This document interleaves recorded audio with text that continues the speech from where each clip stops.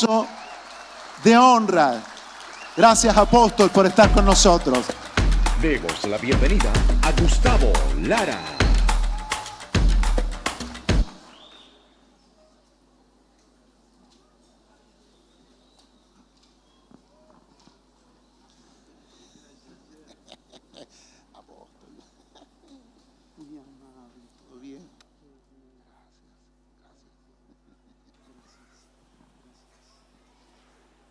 Aleluya. ¿Cómo están? ¿Descansaron? Ustedes no se cansan nunca, ¿eh? A la hora que vengamos están aquí, qué cosa espectacular. Cuánto amor en esta tierra. Gracias por recibirnos con tanto cariño, con tanto cuidado, con tanto servicio. Honrar a la administración del apóstol Lucas, la apóstola Ana María, por todos los cuidados que han tenido de nosotros, por cómo nos han engordado otra vez. Uno intenta por todos los medios adelgazar, pero te matan con la comida. Estamos muy felices de haber compartido estos días y aprendimos mucho.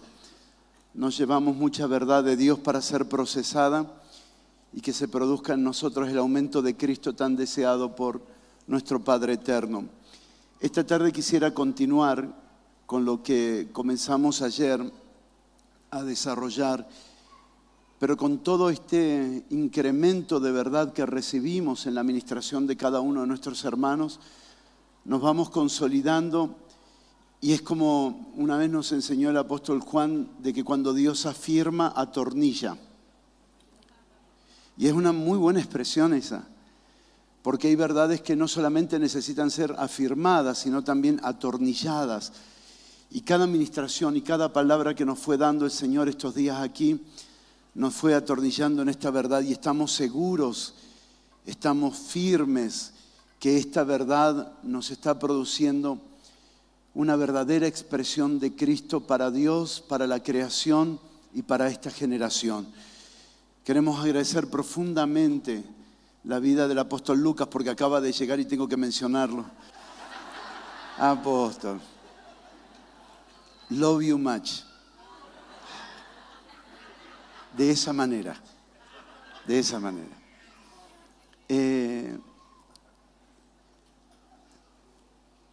Estos ambientes nos dejan un alto sentido de compromiso y responsabilidad, de como fue dicho ayer por David Greco, en el sentido de que nos compromete con la responsabilidad de la gestión, el trabajo posterior, el día después de estar expuesto a tanta riqueza espiritual.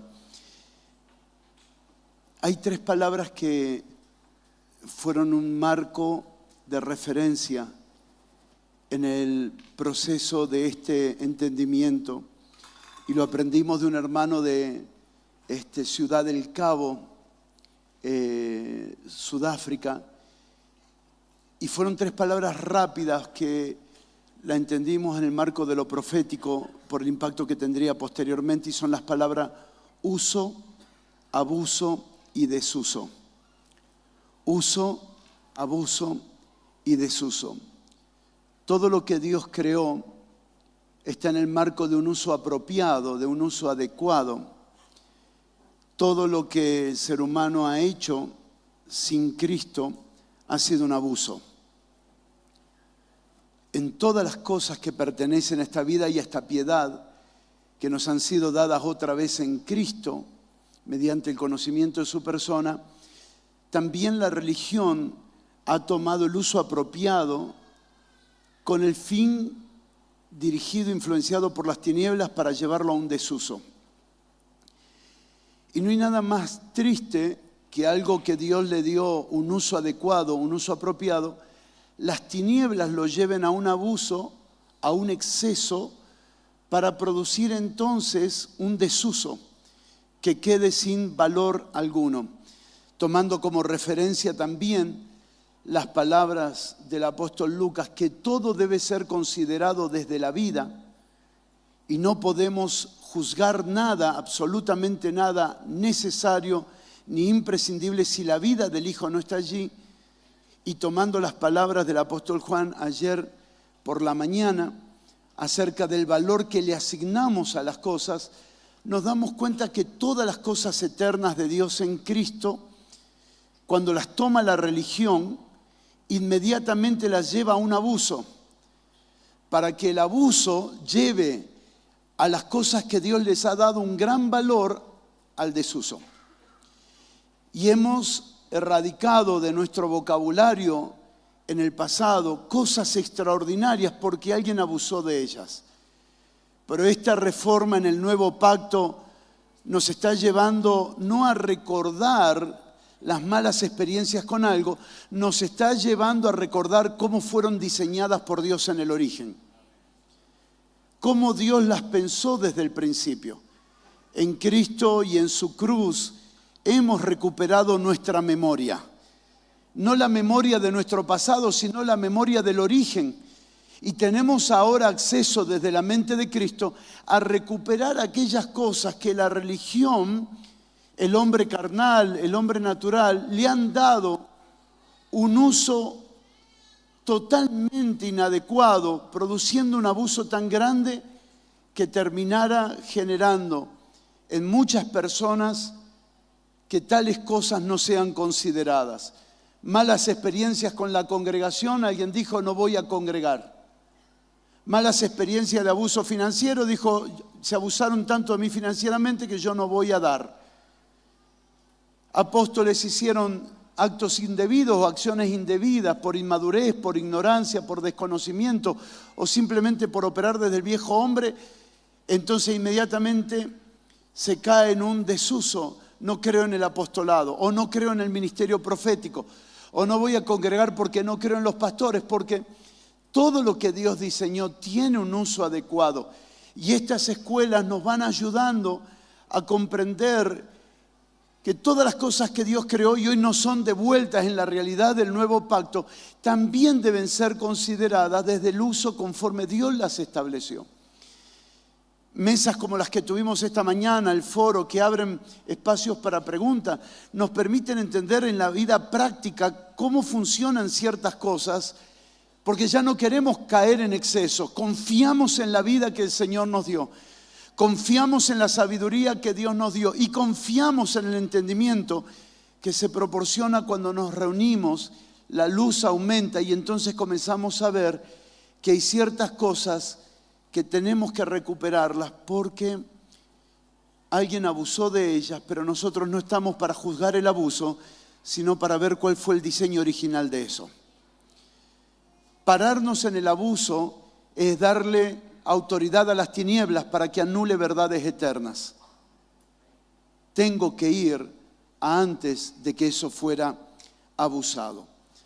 Romanos capítulo 1, verso 1 al 5, y espero en los próximos minutos poder colaborar en esto y, como siempre decimos, estar dispuesto a ser corregido en todo, porque una escuela no solamente los hermanos que se sientan allí aprenden, nosotros que estamos compartiendo también estamos aprendiendo, así que apóstol Lucas corrija todo lo que tenga que corregir, pero hágalo a solas, así no me duele tanto. Bueno, no, sí. Hay 4 palabras importantes y valiosas en Romanos capítulo 1, verso 1 al 5, que pueden describir intencionalmente lo que vamos a expresar ahora. Ayer comenzamos hablando de Romanos 1:5, pero ustedes conocen esos pasajes, así que vamos a ir rápido. 4 palabras esenciales. Número 1, conocimiento del hombre celestial perfecto, Cristo el resucitado. Conocimiento del hombre celestial perfecto, Cristo resucitado, Jesús, el Hijo de Dios que resucitó con poder. Ese conocimiento es imprescindible que corra por voluntad de Dios y por la buena administración apostólica en nuestra generación. No solo el conocimiento del Jesús histórico al que tanto amamos, al Verbo encarnado al que tanto amamos, sino al hombre celestial perfecto, al hombre completo, al hombre perfecto que es nuestro intercesor, como también aprendimos ayer, ese conocimiento. El segundo es la sustancia que se desprende del hombre celestial perfecto, la gracia. La sustancia que se desprende del Jesús resucitado, del Cristo ascendido, la sustancia que se desprende de Él, la gracia. La gracia es nuestra vida. La gracia es la estructura que sustenta todo nuestro ser interior. La gracia nos va conformando a la imagen del Hijo, porque la gracia es el mismo Hijo impartido a nosotros todo el tiempo. La gracia es la razón por la que servimos, trabajamos y estamos en la obra del Señor. La gracia, soy lo que soy por la gracia del Señor, y su gracia no ha sido en vano. Y esta gracia me ha llevado a trabajar más que los demás apóstoles, pero no yo, dijo Pablo, sino la gracia. Y esto nos habla de el nivel de compromiso al que vamos ascendiendo cuando crece la gracia. No se puede obligar a nadie a servir, no se puede manipular a nadie a servir, porque el servicio en el nuevo pacto es la respuesta del crecimiento de la gracia. Si la gracia aumenta, la gracia nos impulsa a servir. Es una de las preguntas hermosas que hoy se nos hizo en el foro. Tercero, administración. Primero, conocimiento del hombre celestial perfecto, nuestro Señor resucitado. Segundo, la sustancia. Tercero, administración, la palabra apostolado. Administración es ministrar hacia, ministrar en dirección con, ministrar con el propósito definido, con un fin determinado, ministrar. La administración conlleva el prefijo ad. Ad es hacia, usted lo sabe. Y ministrar tiene un objetivo. No solamente ministramos porque debemos ministrar, ministramos porque hay un objetivo y ese objetivo tiene que estar claro. Ministramos para presentar a todo hombre perfecto en Cristo Jesús. Esta administración, la administración apostólica desde la gracia, tiene un objetivo. Cuando la administración no es desde la gracia, entonces se transforma en un imperio humano. Cuando la administración no es desde la gracia, se vuelve algo que fosiliza a las personas, que las seca en todos los aspectos. Pero cuando la administración es desde la gracia, los santos quedan en un lugar perfeccionado. Estar en una administración apostólica de gracia es tener la garantía que no seré el mismo los próximos años, que los próximos años seré perfeccionado. Es hermoso estar aquí sentados. Es hermoso estar expuesto a estas gracias. Es hermoso pertenecer a esta familia ministerial de todo lo que representa esta visión que el Señor le ha dado a los apóstoles de la casa. ¿Por qué? Porque cada día que pasa en las casas, en los auditorios, en los encuentros, en las enseñanzas, en los videos, vamos siendo perfeccionados, porque este es el fin de una administración apostólica. El fin de una administración apostólica no es el enriquecimiento personal. El fin de la administración apostólica no es el levantar el nombre de una persona. El fin de la administración es que todos sean llevados a un nivel de perfeccionamiento. Y esto es una carga que no te deja dormir. Es una aflicción que conmueve el corazón, que se comparte con gozo, que se disfruta en reposo. Pero es una carga grande. La carga de que todos los santos sean perfeccionados en la vida del Hijo. Y algunas cosas más diremos dentro de unos minutos, pero quiero entrar a la cuarta expresión o a la cuarta palabra, que es la palabra propósito. Perfeccionar a los santos, ¿para qué? Porque es el fin de nuestra operación y de nuestra participación, pero no es el fin de Dios. El fin de Dios es que toda la tierra venga al pleno conocimiento de su Hijo. El fin de Dios es que toda la tierra sea llena del conocimiento de Dios.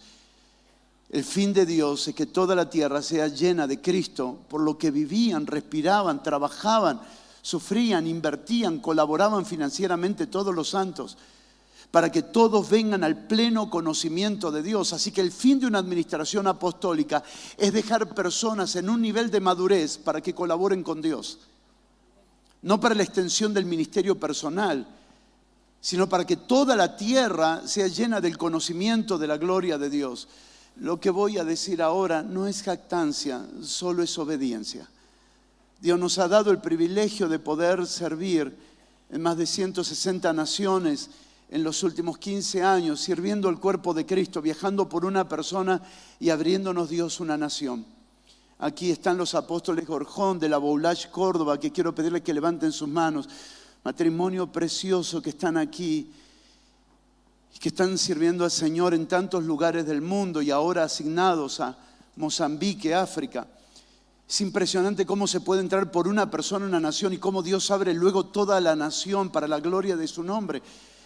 Los próximos meses, el mes de julio, se llevará a cabo en Mozambique un encuentro llamado La PET, del cual su apóstol participa continuamente y aporta mucho en todo lo que administramos. Pero es hermoso ver cómo las personas van creciendo en el Señor y el único fin del crecimiento es poder proveerle a Dios. Alguien grite conmigo, proveerle a Dios. ¿Quiere gritarlo un poquito más fuerte? Proveerle a Dios. ¿Sabe cuál fue la única gloria que Isaí tuvo en todas las escrituras? Proveerle a David. Dios le proveyó a Israel un rey, pero ese rey fue provisto por Isaí, un padre. Dios le dice a Samuel, ve a la casa de Isaí, no dice ve a la casa de David. Ve a la casa de Isaí, porque Dios nunca pasa por alto las autoridades. Dios no entra por las ventanas, Dios siempre trabaja con la autoridad. Y entonces le dice, ve a la casa de Isaí, porque de él me he provisto rey. Gloria a Dios por un padre que le provee un hijo a Dios para que cumpla su propósito. Gloria a Dios por la abuela Loida y por la madre Eunice, o me equivoqué. No, nunca me acuerdo cuál era la abuela y cuál era la madre. La abuela Loida, lo dije bien. Estos ámbitos nos perfeccionan, apóstol. La abuela Loida y la madre Eunice. ¿Por qué? Porque la gloria de ella fue quedar en la historia como proveedoras. Proveedoras, proveerle a Dios. De nuestros hijos, proveerle a Dios. De nuestros hermanos, pastores, proveerle a Dios. La gente no es nuestra, pero sí en términos de administración para proveerle a Dios. Que no sea nuestra, no nos quita la responsabilidad de la formación de Cristo. Claro que no es nuestra en términos de dominio, señorío, autoridad y gobierno. Eso le pertenece al Señor. Pero sí son nuestros en términos de responsabilidad. Sí son nuestros en términos de administración, de garantizar un proceso donde la formación de Cristo va desarrollándose a tal punto que pueda haber una aprobación legítima. Los apóstoles dijeron en Hechos capítulo 15, los que estaban con nosotros no eran de nosotros, salieron de nosotros, pero no pertenecían a nosotros y perturbaron vuestras almas. Hay algo que se llama recomendación. ¿Puede decirlo fuerte conmigo? Recomendación. En los días presentes la recomendación tiene que recuperar un fuerte énfasis en nuestros vocabularios. No importa quién nos invite a su congregación, la pregunta es, ¿quién recomienda a este pastor? ¿Quién recomienda a este hermano? ¿Quién recomienda? La recomendación es esencial y fundamental si queremos mantener la salud de la congregación. Porque los paracaidistas le han hecho mucho daño a la vida de la iglesia y entre 100 uno dio en el clavo. Pero esa no puede ser la regla, esa puede ser la excepción. Estamos en tiempos donde nosotros necesitamos cuidar los ambientes que Dios nos entrega. Y los ambientes que Dios nos entrega no son nuestros en términos de dominio, son nuestros en términos de administración. Y preguntar, ¿de dónde viene? ¿Quién es? ¿Quién lo recomienda? ¿Qué es lo que edifica? ¿De qué familia hace parte? ¿Quién es la autoridad? Son cosas que son valiosas. Porque cuando pasa alguien y algún error se comete o algo se dice inapropiadamente o algo se hace inapropiadamente, hay sobre quién llamar y preguntar. Cuidar la vida de la iglesia representa a la salud de la administración que el Señor nos ha entregado. Preparar a los santos, colaborar con Dios para este gran propósito de que toda la tierra sea llena del Señor. Hermanos, logramos en Japón que se nos abran las puertas de una forma extraordinaria, y no solo en Japón, sino en Corea del Sur y en toda la parte asiática. En un momento determinado hablamos con el líder de intercesión del equipo de nuestro querido hermano David Yonki Cho. Y el hermano líder de intercesión nos abre casi todo el continente. Fue un pastor que vio que se había abierto todo y en un momento determinado habla con el mismo hermano y comienza a cometer un par de errores. Él no fue enviado. pero mostró una foto que nos sacamos humildemente fuera de un encuentro. Y usó la foto como diciendo: yo pertenezco al equipo del apóstol Gustavo. Hermano, hizo desastre. ¿Y sabe lo que nos costó? Nos costó 3 años de cerrarnos la puerta en Japón. Hasta que volvimos a recuperar Japón, 3 años después de haberlo tenido todo abierto y desde Japón todo Asia. Íbamos a hacer el encuentro de la PET Asia desde Japón. Tuvimos que detenerlo por 3 años porque una persona que no fue enviada. ¿Cuánto valen las personas enviadas? Pero para ser enviados tienen que ser obreros aprobados. No son aprobados por nosotros. Lo que nosotros hacemos es reconocer a los aprobados. Un obrero aprobado te adelanta camino, te adelanta tiempo, te adelanta el propósito del Señor. Obreros aprobados. Esta es la preocupación del apóstol Pablo. Él no enviaba a cualquiera, él enviaba a Tito, él enviaba a Timoteo. Y decía: les envío a Timoteo porque él conoce nuestro proceder en Cristo. Llenarlo todo de Cristo no significa ser ingenuo a la hora de enviar. Hemos abierto obras que después nos hemos arrepentido enviando personas que eran buenas pero no eran aprobadas. Eran buenas pero no tuvieron tiempo para ser perfeccionados. A fin de presentar a Dios a todo hombre perfecto en Cristo. ¿Para qué? ¿Para que se lo lleve al cielo? No, para que sean obreros aprobados aquí en la tierra. Y es verdad que lleva tiempo el perfeccionamiento de los santos, pero santos perfeccionados revolucionan donde pisan. Santos perfeccionados hacen una verdadera revolución espiritual en los territorios. Son personas que se dejan trabajar en el Señor por las autoridades que Dios ha puesto. Pero estas autoridades son autoridades en la gracia. Colosenses capítulo 1, verso 27 al 29, lo leímos ayer. Quisiera pedirle que lo volvamos a recuperar hoy. Colosenses capítulo 1, verso 27 al 29.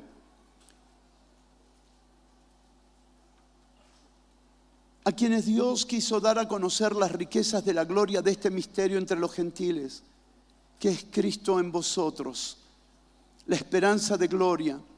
¿A quién anunciamos? ¿A quién anunciamos acerca de Él? De Él. ¿A quién anunciamos? ¿A quién se anuncia? De Él. Amonestamos a todo hombre según la medida. ¿Cuál es la medida? Él.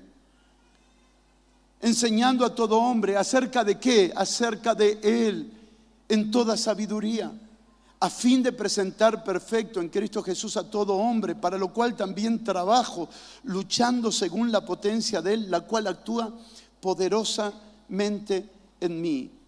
Acompáñenme a leer Primera de Pedro, capítulo 1, verso 8 al 12.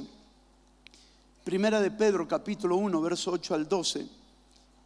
A quien amáis sin haberle visto, a quien amáis sin haberle visto, en quien creyendo, aunque ahora no lo veáis, os alegráis con gozo inefable y glorioso, obteniendo el fin de vuestra fe, que es la salvación de vuestras almas.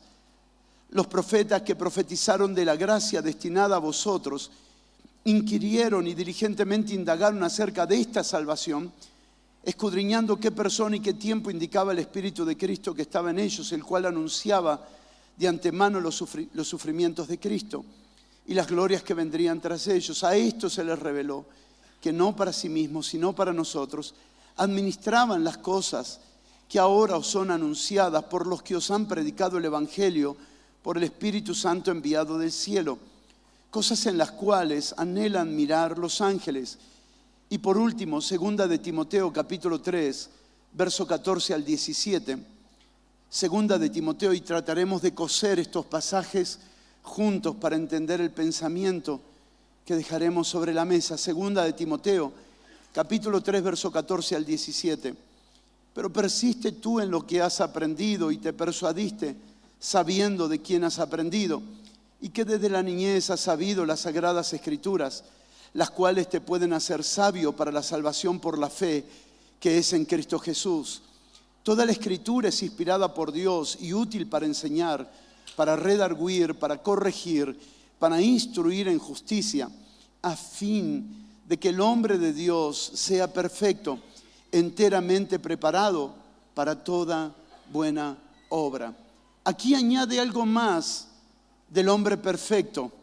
aquí añade algo más. Es una persona preparada para toda buena obra.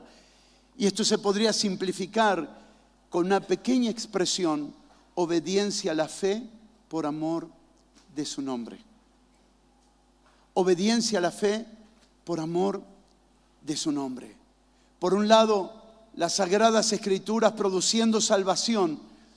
Por el otro lado, las Sagradas Escrituras produciendo un hombre perfecto para toda buena obra. Pero no hablamos de las Escrituras en términos de letra y tinta. Hablamos de la inspiración del Espíritu Santo en las Escrituras, la que nos lleva a comprender la magnitud de esta salvación, pero que al mismo tiempo que nos lleva a comprender la magnitud de la salvación, nos lleva a responder a esta salvación como santos perfeccionados, como santos que son perfeccionados en la obediencia a la fe por amor de su nombre. Tomando estos 3 pasajes como referencia, quisiera continuar el mensaje ayer. ¿Me ayudan? ¿Les parece? Muchas gracias. Si alguien se duerme, péguele un codazo. Pero como nadie está dormido, no le pegue codazo a nadie. Algunas frases que quedan después, que podemos trabajarlas en el tiempo, y es cómo se repite la obediencia a la verdad en las Escrituras. Con la obediencia a la verdad, la gracia que nos es suministrada al Espíritu, ahora pasa a nuestra alma. Intentaremos ser lo más práctico posible. Es la obediencia a la verdad la que crea el puente entre lo que recibo en mi espíritu y lo que expresa mi alma. La obediencia a la verdad. Sin obediencia a la verdad quedan muchas cosas en nuestro espíritu que nunca pasan a nuestra alma. Y nuestra alma debe ser llevada a ese estado de obediencia a la verdad, donde la gracia ahora pueda absorber nuestra manera de pensar, la gracia pueda absorber nuestra manera de sentir, la gracia pueda absorber nuestros deseos. Y cuando la gracia absorbe nuestra alma, lo que se ve es Cristo.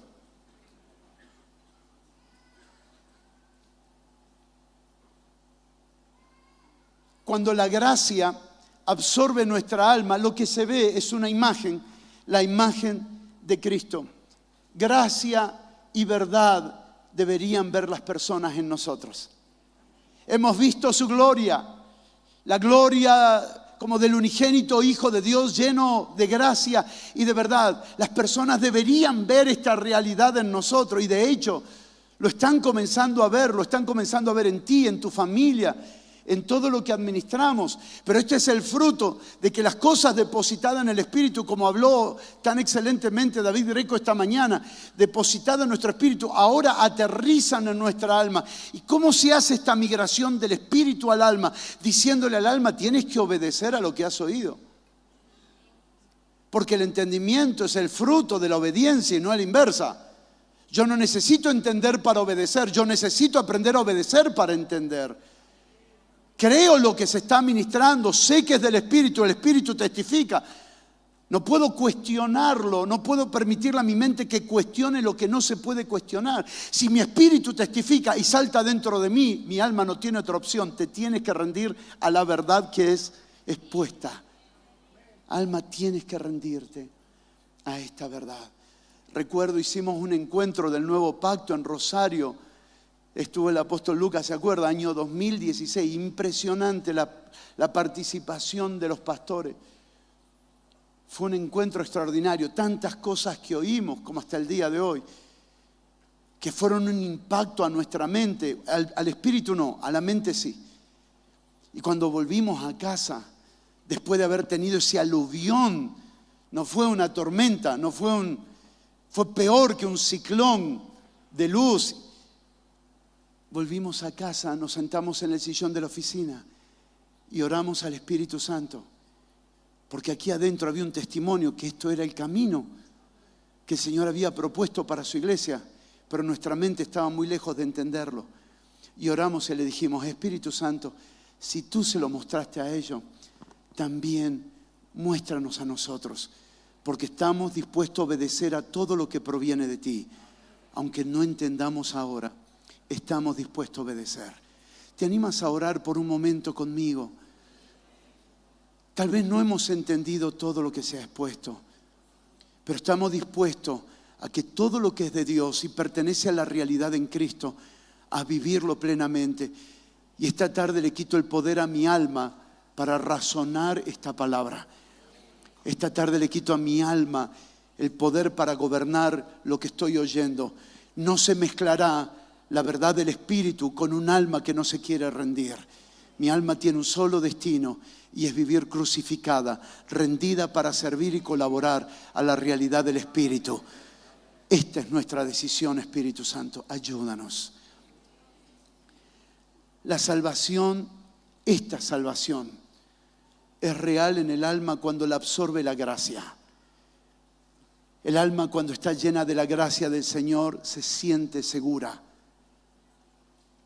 El alma experimenta esa plenitud que solo la encuentra en Cristo y en nada más. No existe nada a nuestro alrededor que le dé seguridad a nuestra alma. Nada de las sombras, nada de lo natural, nada de los sentidos naturales puede proporcionarle la seguridad que solo la gracia le da a nuestra alma. He aprendido a contentarme cualquiera sea mi situación. ¿Quién le dio esa seguridad al alma de Pablo? He pasado por abundancia y por escasez y he aprendido a contentarme porque he descubierto que todo lo puedo en Cristo, que Él me fortalece. La seguridad que tiene el alma cuando está llena de la gracia. Pero esta experiencia es cuando el alma se rinde, no cuando el alma gobierna. La salvación de mi alma, si quieres anotarlo, la salvación de mi alma es la expresión de su perfección. No hay un momento en que Pablo haya expresado más perfectamente a Cristo que en la prisión de Roma.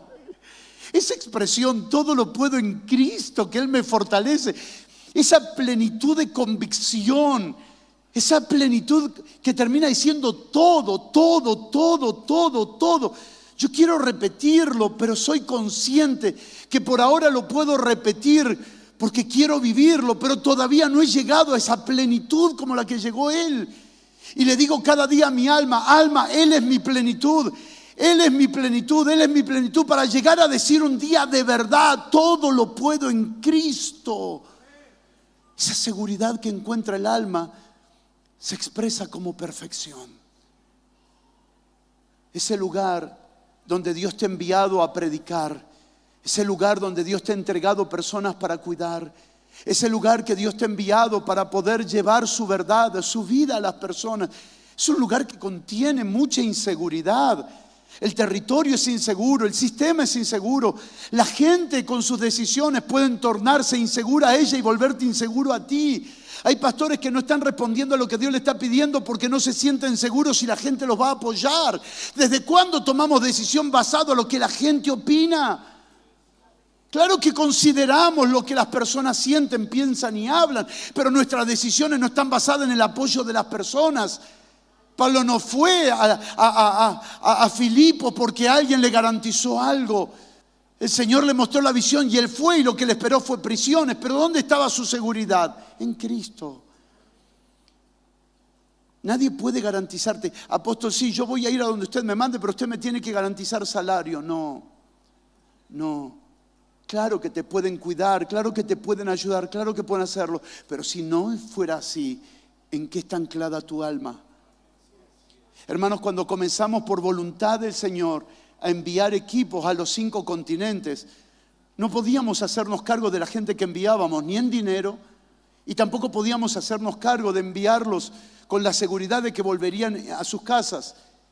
Y hermanos, enviamos a 103 naciones, a más de 1.500 personas, y me deja decirle algo, a cada uno de ellos le dijimos, por favor, que el Señor dé testimonio en tu corazón, que dé testimonio en tu familia, porque no sabemos si cuando vamos al aeropuerto te buscamos a ti, tú vienes con las valijas o tú vienes en un féretro.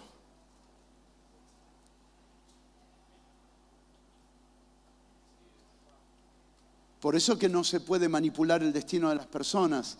Los movimientos tienen que ser por el Espíritu de Dios, testificando en la persona y en todos aquellos que son parte de lo que el Señor está construyendo en esta hermosa familia. Pero ¿dónde está esa seguridad? Esa seguridad está adentro, en lo que pasa aquí adentro. ¿Sabe lo que es viajar a India y llegar a ese lugar y no sabés si volvés? Nos prohibieron hacer la reunión abiertamente y me dijeron tienes que hacerla en el hotel y no pueden pasar los 10 pastores, porque si alguien se entera que estás allí, lo que va a pasar, lo que contaba el apóstol Juan esta mañana, te matan. Amigos nuestros no pueden pasar por el escáner porque tienen tantos clavos por dentro de cómo han sido lastimados y rotos los huesos. Y no sabemos si es el último viaje que volvemos a casa y nos saludamos con la familia.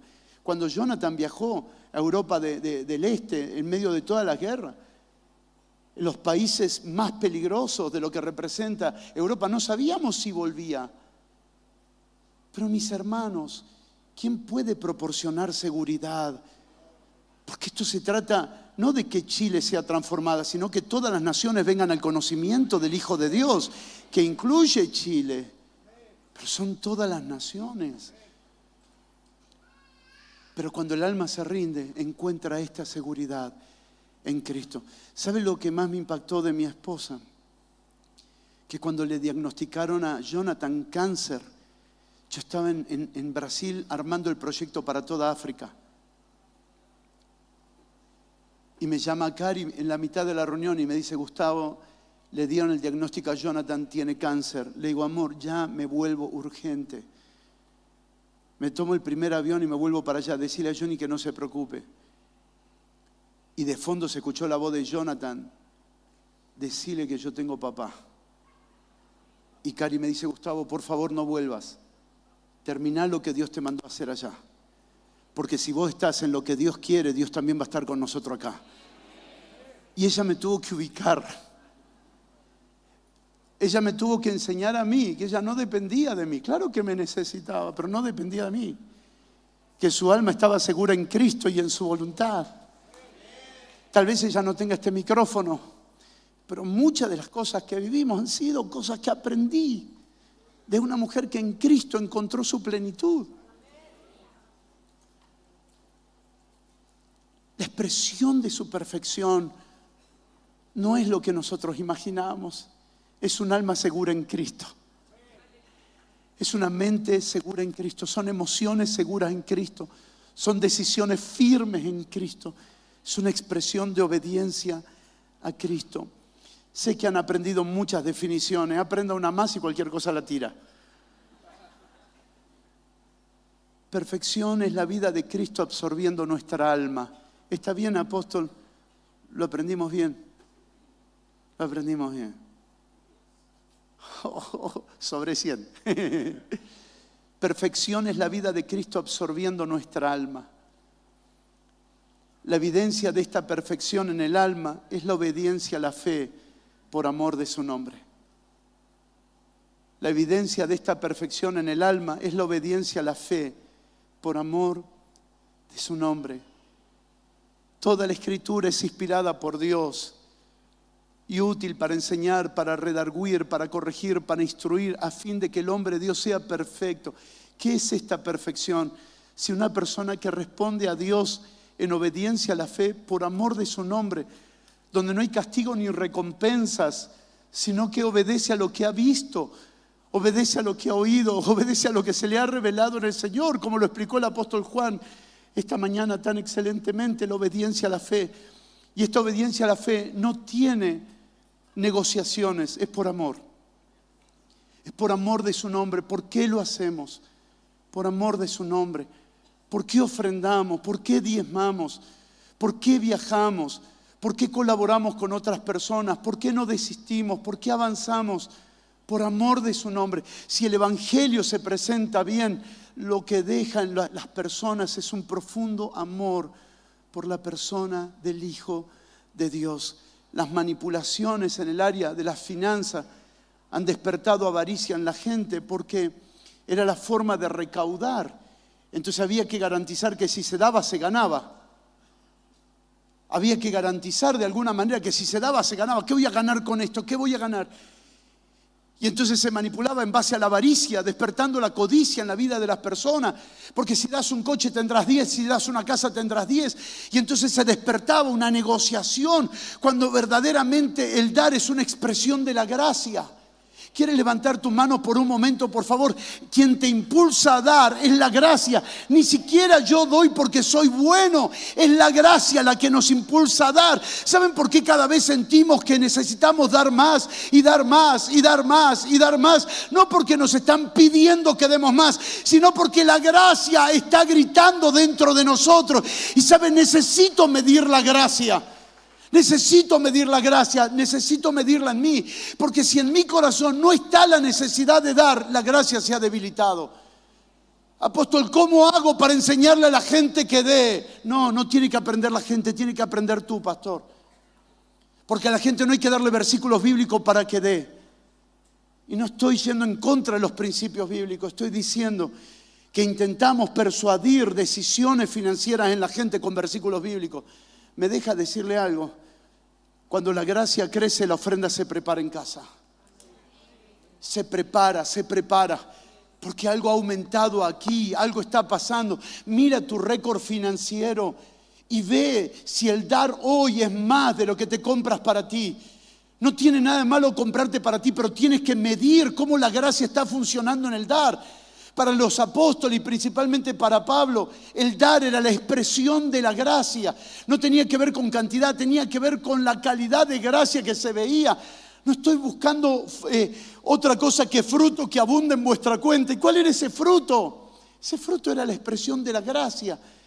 ¿Qué es una ofrenda perfecta? Grite conmigo, ¿qué es una ofrenda perfecta? Una ofrenda perfecta es obediencia a la fe por amor de su nombre que opera por la gracia. Es obediencia a la fe, por amor de su nombre. Mis hermanos, es glorioso ver que toda nuestra vida y todo lo que somos y hacemos solo es expresión de la gracia. Cuando das algo y alguien te dice, qué generoso que sos. No, yo no soy generoso, esto es la gracia. No, yo no soy generoso, yo no quiero llevarme la gloria de algo que yo no soy. No aceptes reconocimientos que no pertenecen a tu persona, sino a su gracia. Veo que hay personas que dicen, no sabes lo que me costó darte, entonces no me lo des. Porque si viene de vos, a vos te cuesta, pero si viene de la gracia nunca te va a costar. Porque el dar con gracia se disfruta. El dar con gracia es un deleite de responder en obediencia a la fe. De responder en obediencia a la fe por amor de su nombre. Puedes abrazar a alguien que tenga cerca tuyo y entregarle esta palabra, la gracia crecerá. Y el dar también. Y el dar también. Pero es obediencia a la fe por amor de su nombre. Gracias por ese aplauso tan lindo que tenemos. Sí. En las cartas del Nuevo Testamento, como dijimos ayer, se nos permite descubrir que la visión y acción apostólica estaba dedicada mucho más que a hacer cosas, sino consagrados a llenarlo todo de Cristo y que Cristo fuera formado en los santos. Para los primeros apóstoles, la manera de medir éxito en su servicio era cuánto más de Cristo había crecido en aquellos que Dios les había confiado. Pero para lograr este fruto se necesitaba la administración de gracia distribuida apropiadamente. Porque Corintio necesitaba una medida de administración y Éfeso otra. Los romanos necesitaban una medida de administración y Gálatas otra. Los colosenses una medida de administración y los filipenses otra. Hermanos, no son simplemente cartas, es una mente que sabe administrar la verdad. ¿Tiene sentido? Porque la dosis era perfecta para lo que cada congregación estaba viviendo. Esa es una mente administradora que sabe que tiene que ir a cada lugar. Es una administración que sabe que nosotros estamos viviendo todos al mismo tiempo muchas cosas, pero no es lo mismo la iglesia de Venezuela que la iglesia de Cuba, que la iglesia de Brasil, que la iglesia de Argentina, que la iglesia de Chile. Si usted me permite, déjeme decirle algo, Venezuela está mucho más avanzada que Brasil. A Venezuela hay que escucharla y a Brasil hay que ayudarla. La iglesia de Venezuela, todos los años hacemos encuentros para 1.500 pastores, hombres extraordinarios, apasionados por Dios, donde por décadas se ha sembrado en esa nación y hoy hay frutos extraordinarios. Y la crisis nacional no es la realidad de la iglesia.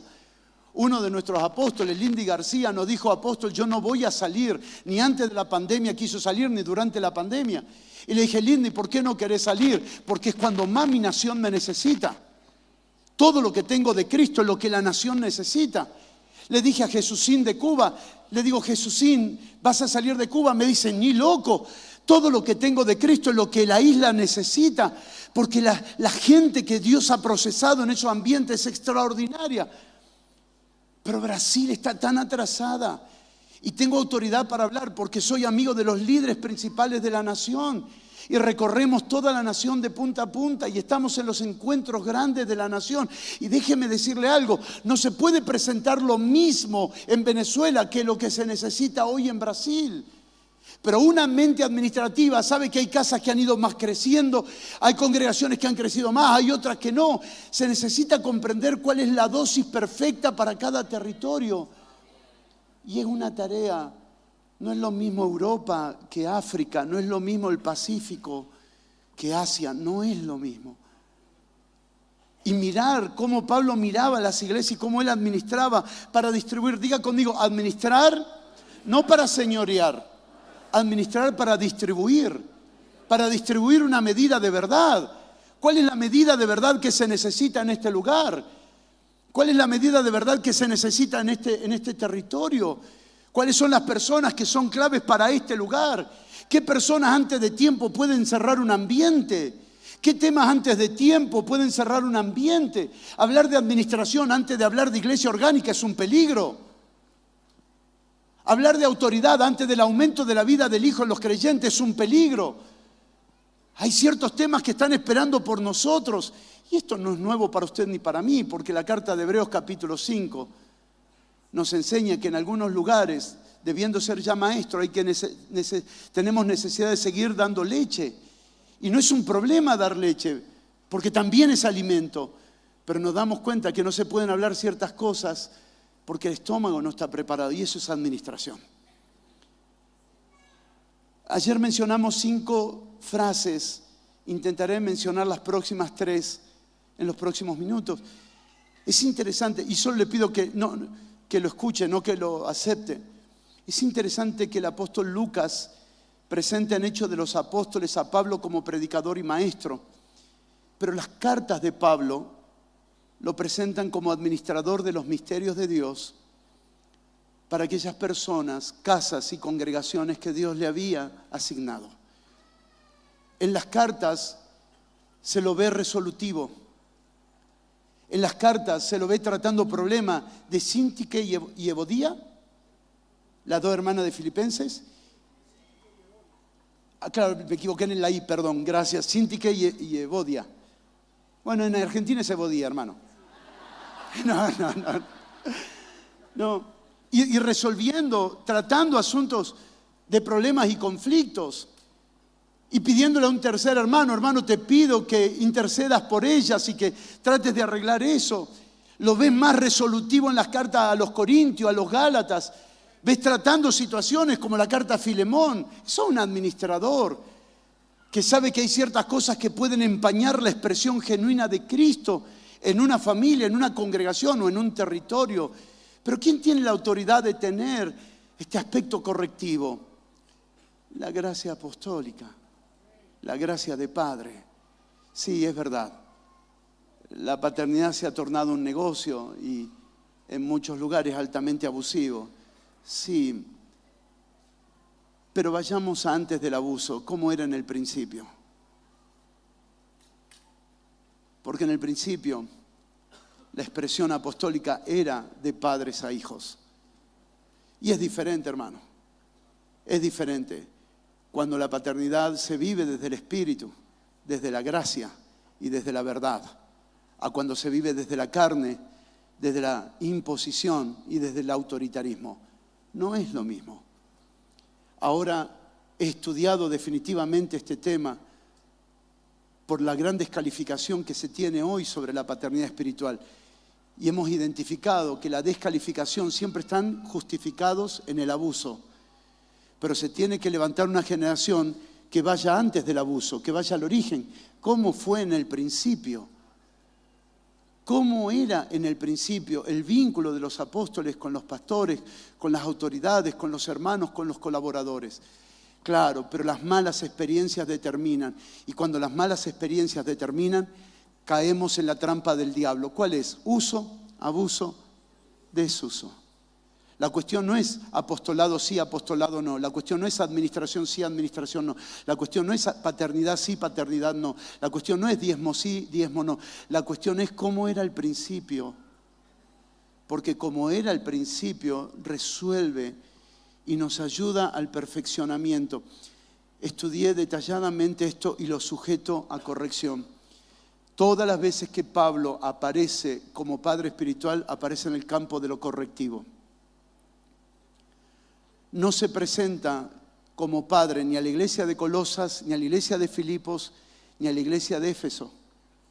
Eran congregaciones que tenían estómago, habían crecido, eran maduras. Más que corrección necesitaban más entendimiento. Pero las congregaciones que necesitaban corrección, como por ejemplo Corintios, como por ejemplo los Gálatas, como por ejemplo el pedido a Filemón que reciba a Onésimo, son relaciones correctivas. Y la pregunta es, ¿a quién voy a entregarle mi corazón para que me corrija? ¿Quién se va a comprometer para decirme la verdad? ¿Quién se va a comprometer para marcarme aquellas cosas que nadie quisiera meterse, que nadie quisiera decir? ¿Qué te pareció la congregación? Hermoso, poderoso. Solo alguien con corazón de padre puede venir y decir, cuidado. Tengan cuidado en esto. Fíjense en aquello. Hermanos, yo creo en la vida de Cristo en nuestro interior y por favor le pido que considere esto seriamente. Pero no creo que la vida de Cristo en mi interior me haga autosuficiente. Necesito de personas que puedan mostrarme que debo perfeccionar. Necesito personas a quien delegarle autoridad. No autoridad impuesta, sino autoridad reconocida. No autoridad sustitutiva de Dios como papá, sino autoridad representativa de Dios. No personas que sean un eclipse de Dios como padre. No una persona que se meta entre medio de Dios y la persona, sino alguien que pueda representar dignamente esa autoridad para poder corregir lo que precisa ser corregido. Mi hermano, a la edad de 12 años, nuestro hijo Jonathan profetizaba, echaba fuera demonios, enseñaba, hablaba versículos bíblicos que nosotros quedábamos impactados. Cuando orábamos por las personas, la gente hacía más fila del lado de Jonathan que a mi lado. Al principio me puso celoso hasta que entendí que me quitaba trabajo. Vino un profeta a quien reconocemos y apreciamos mucho y lo miró a Jonathan, vio la operación de su don y le dijo públicamente, delante de una congregación de 500 personas, le dijo, Jonathan, ya estás listo para el ministerio. Jonathan, ya eres el hombre que Dios quiso formar en ti para dar a conocer su gloria. Lo llamé aparte a Jonathan y le dije, hijo, ¿vos sabés cuánto amo a este hombre? Me dijo, sí, papá. ¿Cuánto respeto a este hombre? Sí, papá. Yo no voy a tocar su investidura, hijo. Solo quiero decirte algo. Todavía no es tu tiempo. Porque la gente se va a enamorar de tu don, pero se va a fastidiar de tu carácter mañana. Porque cuando cometas errores, la gente va a cuestionar tus errores. No, hijo, todavía no es tu tiempo. Estás en proceso de desarrollo. ¿Saben cuál es la diferencia? Es que cuando hay padres de verdad, conforme al origen, los padres de verdad son capaces hasta de entregarte públicamente si fuera necesario, de circuncidarte si fuera necesario, de trabajar cosas íntimas si fueran necesario, porque te aman como padre a hijo. Porque el vínculo es diferente. La administración apostólica quiere producir a alguien perfecto para el Señor. La gloria de Jonathan no es que trabaje conmigo. La gloria de Jonathan es que responda a todo lo que Dios quiere para él. Todo lo que Dios quiere, todo lo que Dios quiere. Hijo, ¿quieres ir a vivirte a otra nación? Ve. Hijo, ¿quieres trabajar con otro apóstol? Ve. Hijo, ¿quieres trabajar con otro? Por favor, siéntete en libertad. Solo dime que fue el Señor que te lo pidió. Porque no eres mío, ni para mí. Eres perfeccionado para Él. Eres perfeccionado para Él.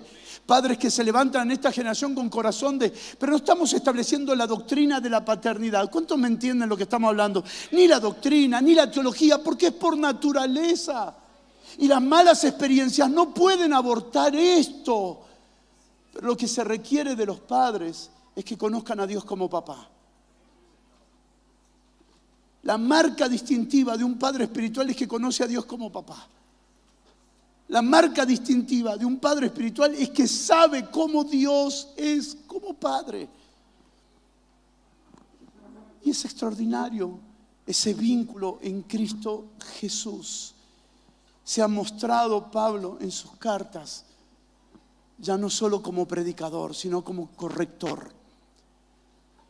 ¿Puedo preguntarle algo? ¿Tienes la vida de Cristo en ti? Déjame preguntarte la segunda cosa. ¿Quién tiene autoridad en tu vida para corregir lo que no es Cristo?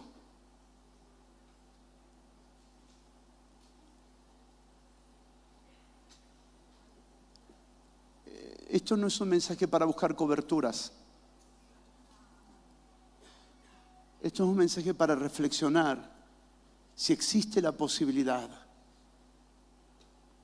de que la formación de Cristo en nosotros para ser conformado a un varón perfecto se pueda adelantar. Y claro que sí. Me enojaba con mi pastor, lo honramos ahora. ¿Se acuerda, apóstol Lucas, a mi pastor en el encuentro de la PET? Mi pastor me tenía loco, hermanos. Yo era el que llegaba primero, el que me iba último, no era obrero, no era colaborador, no era líder, no era anciano, no era diácono, y a mí me tenía loco. Continuamente me corregía todo, que si llegaba tarde, que cortate el pelo, que el único día que fui sin corbata me dijo que fui sin corbata. Y un día le pregunté, pastor, ¿puedo hacer una pregunta? Si yo no cumplo ninguna función en la congregación, ¿por qué usted continuamente me está marcando ciertas cosas muy específicas? Y él me puso su mano en mi hombro y me dijo, Gustavo, es que yo vi por el Espíritu lo que Dios haría contigo. Aquello fue suficiente para comprender su figura en nuestro destino. ¿Quién se compromete para corregir aquellas cosas que no la estamos corrigiendo? No es un vínculo de autoritarismo, es querer producir a alguien para Cristo. Y llegar mañana a decir, esta es mi gloria. Mi gloria es un santo perfeccionado. Esta es mi gloria. Alguien que pudimos proveerle a Dios. ¿No sería fantástico que de nuestros lomos salga alguien por la vida de Cristo que pueda ser resolutivo a esta generación? Sí, sí se puede. Y lo vamos a hacer. Pero esto es un gran trabajo. Esto es un gran trabajo. Estudiemos la palabra trabajo en el vocabulario apostólico. La palabra trabajo en el vocabulario apostólico siempre está relacionada a la formación de Cristo en los santos. El verso 29 de Colosenses capítulo 1, verso 28, dice, para presentar perfecto en Cristo Jesús a todo hombre. Verso siguiente, 29, para lo cual también trabajo. ¿Qué trabajo es formar a Cristo en los santos? Y esta no es un trabajo humano, ¿eh? Esto no es un trabajo humano, esto tiene que ser un trabajo desde la gracia. Por eso que estos padres y apóstoles son desde la gracia, estos pastores son desde la gracia, porque no es un trabajo humano. Hermano, ¿cómo puede un ser humano formar a Cristo en los santos? Imposible. El día que escuchamos al apóstol Lucas enseñar en Mar del Plata, por primera vez en la Asamblea de Dios, que las puertas del Hades no tenían que ver con un territorio geográfico, sino con el alma del hombre. Ese día cambió nuestra perspectiva de lo que representa formar a Cristo en alguien. Jesús dijo, yo edificaré mi iglesia. Claro, bendecir a alguien no hay resistencia. Pero querer edificar a Cristo en alguien sí va a haber resistencia. La edificación tiene la oposición de las puertas del Hades. ¿Cómo se forma Cristo en alguien que tiene tantos patrones y estructuras de mente? Ya no se negocia, no se discute que Cristo está en el interior. Claro que está en el interior. La cuestión es qué hacemos con la mente. Porque Cristo está en el espíritu, pero ¿cómo pasa esta realidad de su espíritu a su alma, a su mente? Y ahí comienza la operación de la resistencia de las tinieblas. Edificar a Cristo en alguien requiere verdaderamente de la gracia. Por eso algunos han desistido y han preferido tener discípulos de multiplicación y no santos perfeccionados en Cristo. Han abrazado una multiplicación carnal, natural, porque no lleva batallas. Pero formar a Cristo en alguien sí. Y no se puede hacer humanamente. Pablo dice, trabajo arduamente, lucho arduamente, pero vuelve a recaer en el principio. Pero no yo, sino la potencia de Él en mí. Y esa potencia es la gracia. Si algo ha salido mal, pastor, con algún colaborador, con algún líder, si algo ha salido mal, si alguien se fue de tu lado, no renuncies al diseño eterno de Dios de perfeccionar a Cristo en alguien. No, yo ya no le voy a entregar más mi vida a nadie, no le voy a entregar, voy a ser un predicador, voy a dedicarme solamente a predicar los domingos, voy a mandar materiales para que la gente lea, pero ya no me vinculo con nadie. No, ese no es el diseño eterno.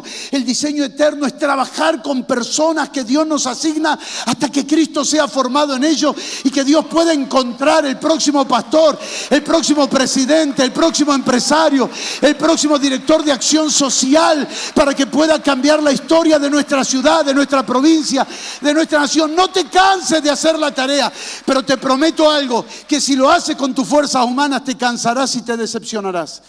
Pero si lo haces desde la gracia, verás mucha gente siendo perfeccionada en Cristo salir de tus lomos para servir al Rey de Reyes y Señor de Señores.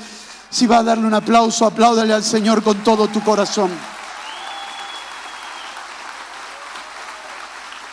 Hay batallas en la formación de Cristo. Por favor, dile a alguien que tenga al lado tuyo, tienes que saber que las puertas del Hades se levantarán para que no formes a Cristo en alguien. Se levantarán, pero no desistas, porque la gracia que está en ti es mayor que las puertas del Hades. No desistas, no pares de entregarte, no pares de colaborar, no pares de servir. Si estos días viniste como diciendo, no sé si dejo o continúo, ya no está en duda eso. La gracia que está en ti te impulsa a continuar la tarea. La gracia que está en ti te lleva a seguir creyendo que las mejores personas que tienes a tu lado son las propuestas de Dios para tu generación. Míralos de esa forma, sírvelo de esa forma. 7. Nosotros en el nuevo pacto somos ministros competentes que colaboramos con este mismo propósito de perfeccionar a los santos, de presentar perfecto en Cristo Jesús a todo hombre. ¿Hasta cuándo? Hasta que Él ya obedezca al Señor. La gloria más grande no es ser un hijo espiritual, la gloria más grande es ser un colaborador. Es volverte un colaborador. Es extraordinario escuchar, ver y observar cómo los hijos que han sido perfeccionados se vuelven colaboradores de sus padres y van marcándole también cosas a sus padres que oyen del Señor. Como esto no está saliendo para ningún lugar y solamente ustedes están escuchando, mi esposa muchas veces tiene la razón. Y para que no se escuche afuera, peor todavía, mi hijo escucha a Dios y me dice cosas que tengo que hacer. Y yo aquí adentro sé que Dios se lo dijo. Pero cuando me presento públicamente digo, hermano, Dios me habló. Pero fue Él. Daniel es parte del equipo íntimo, el pastor Daniel. Y sabe las veces que cambio cosas, porque la medida de sabiduría está en los colaboradores y no en mí. ¿Y qué importa por quién Él hable? Lo importante es que todo lo estamos escuchando. Y si todo lo estamos escuchando, los márgenes de error se reducen. Es extraordinario. Es maravilloso, Señor. Es en estos momentos que uno canta, Señor, no lo digo. ¿Se acuerdan la canción Reloj detén tu camino? 8, ya terminamos, sí. La administración apostólica que viene del otro lado de la cruz, la que es expresada por el Espíritu, nunca sustituye a la vida del Hijo. La administración apostólica que viene del otro lado de la cruz no es dueño de las personas. Saben que Cristo es su Señor y apelan a la vida del Hijo para cualquier pedido y corrección si el Señor te da testimonio, si su Espíritu te da testimonio. Y es un vocabulario precioso y hermoso. En la administración apostólica se colabora para la conformación del Hijo en los hijos. Y como último pasaje bíblico, por favor, si quieres ponerte sobre tus pies, vamos a leer Colosenses capítulo 2, verso 5 y 1 Tesalonicenses 5 del 12 al 24.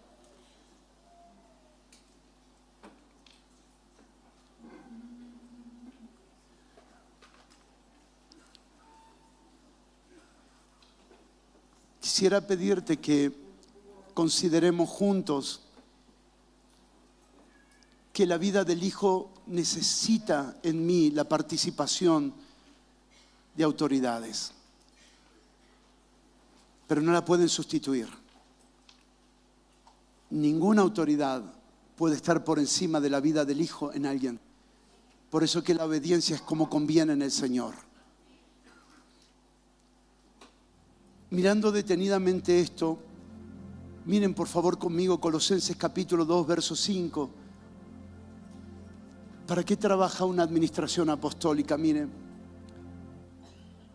porque aún estoy ausente en cuerpo, no obstante en espíritu estoy con vosotros, gozándome y mirando vuestro buen orden y la firmeza de vuestra fe en Cristo.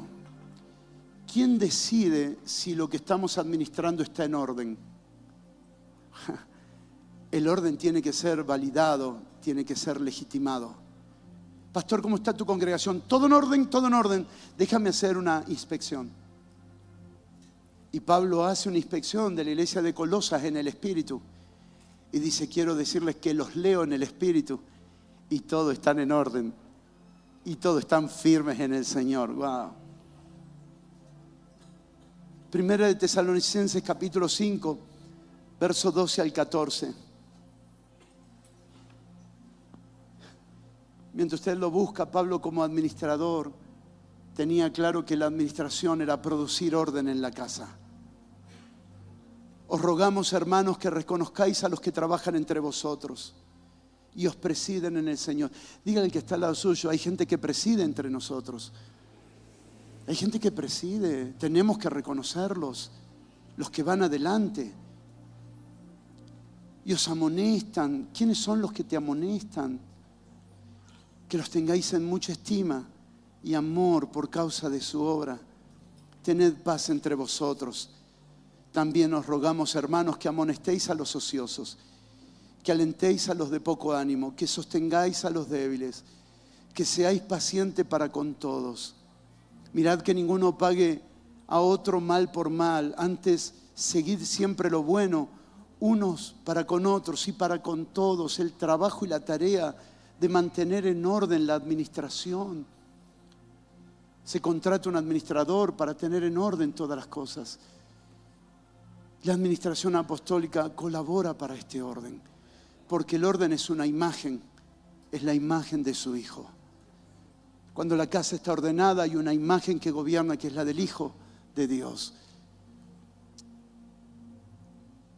Me gozo por el gran orden, dice Pablo, y firmeza en la fe que hay en ustedes. ¿Quieres levantar tus manos al Señor y disfrutar este momento? Este orden al que Pablo apelaba con sus cartas, con sus escritos, con sus lágrimas, con sus oraciones, este orden no era el orden de cosas naturales, era el orden de adentro hacia afuera. Era adentro tener un espíritu fortalecido todo el tiempo, un alma salvada por obediencia a la verdad, un cuerpo que expresaba la realidad de su interior, amando a otras personas y sirviendo y ayudando. El orden que es imprescindible para que Cristo sea visto. Queremos, deseamos que Cristo sea visto. Honramos esta administración apostólica de lo que representa esta familia, Apóstol Lucas, conscientes de estas administraciones que predicamos aquí. que entramos a una administración seria, responsable, orgánica. Una administración que trabaja por mantener en orden. Y no es fácil, porque hay un momento determinado que puedes apelar a la carne para lograr ciertos resultados rápidos, pero no se puede. Pero cuando descubrimos que tenemos armas poderosas en Dios para destrucción de fortalezas, entonces sí descubrimos que podemos producir obediencia perfecta a Cristo. Y tenga sus manos alzadas y esta palabra, recíbala en su espíritu. Porque cuando haya obediencia perfecta, será castigada toda desobediencia. Cuando haya obediencia perfecta, será castigada toda desobediencia. En tu familia, en tus parientes, en tu barrio, en tu ciudad y en tu nación se están levantando santos perfeccionados por Él, viviendo en obediencia a Cristo. Y esa obediencia perfecta en amor al Señor producirá un trato de Dios con tantas cosas perversas, porque se necesitaba una medida de obediencia para producir salvación en los territorios. Dale un buen abrazo al que está al lado tuyo y dale gracias a Dios por pertenecer a una administración apostólica saludable, donde la vida de Cristo y su gracia es la esencia. Muchas gracias, Apóstol Lucas, por esta oportunidad de poder compartir.